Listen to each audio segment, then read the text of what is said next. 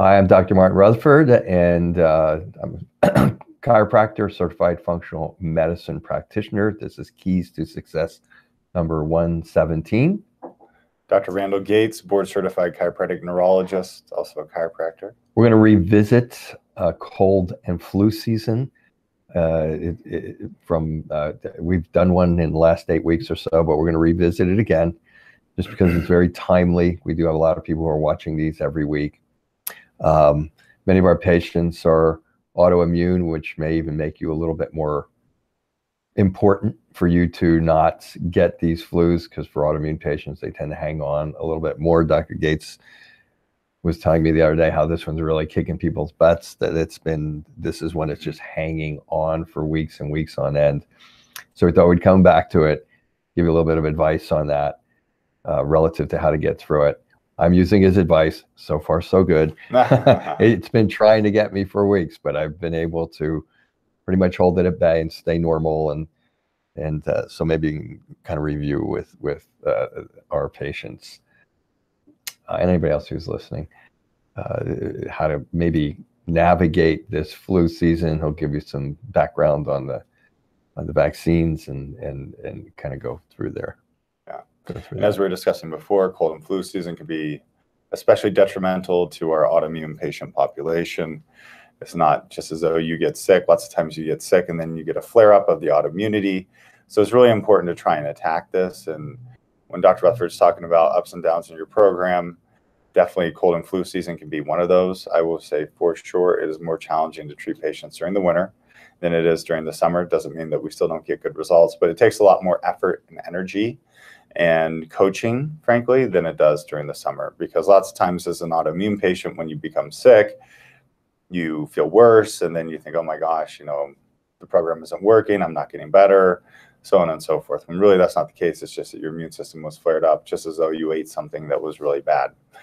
So we have a protocol, and it largely consists of high-dose vitamin C, which is not a surprise. You hear about that out there all the time. High-dose vitamin A, we use other vitamins and minerals. So if you want that protocol, go ahead and call in, and we have to individualize it because some of the vitamins, when we use them in high doses, can't be used with certain, like pregnant females and things of that nature. So I just don't want to vomit out the protocol so that, we have somebody who's pregnant has a side effect, something of that nature. But you can call us. We have people do it all the time, and then I can kind of create a specific one for your issue.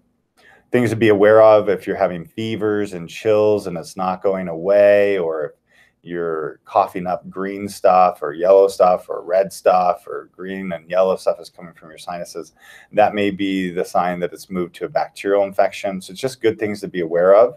So a lot of our patients really try to tough it out. But I have seen patients who have toughed it out too far to where then they develop pneumonia. And pneumonia is life-threatening. So you need to be aware of that. So there's a time and a place for everything. And some of our patients do have to go on antibiotics. We're clearly, our mantra is trying to do all this without medications. But again, you can't be like a clam with your head in the sand either when you have pneumonia and it's just not going away. So that's what I'd recommend in terms of, this viral infection that's going around. Also, in terms of the vaccine, the statistics I'm hearing are 10 to 15%. The flu vaccine was effective this year. So it looks like they largely missed it. It happens. What does that mean for you?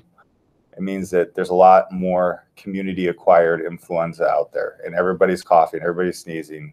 Nobody seems to really care by covering their mouth.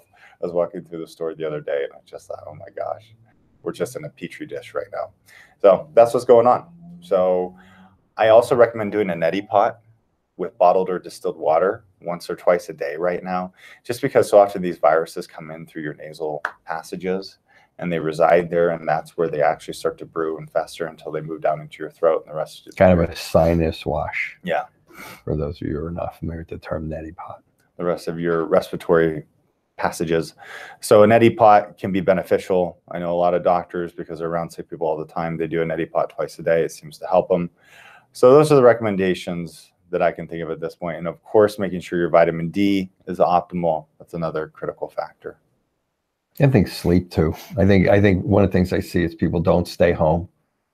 Then when they get sick and they push through it and they push through it and they push through it. And I think not pushing through it and taking a day or two off could be hugely beneficial to recovery, and just staying down and getting enough rest and getting enough sleep over a day or two or three is probably wise. Just very simplistic, but when you keep pushing it and pushing it and pushing it, as Dr. Gates said, if it turns to pneumonia and you have autoimmunity, I can tell you what can happen.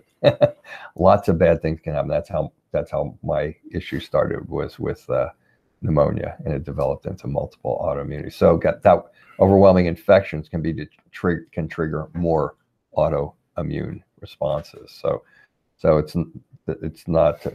There's a reason we're doing this again, and had just done it in the last 8 weeks. So I think that pretty much covers it for me. I agree. Yeah. So me too. All right. Well, we appreciate you watching, and we will see you next week.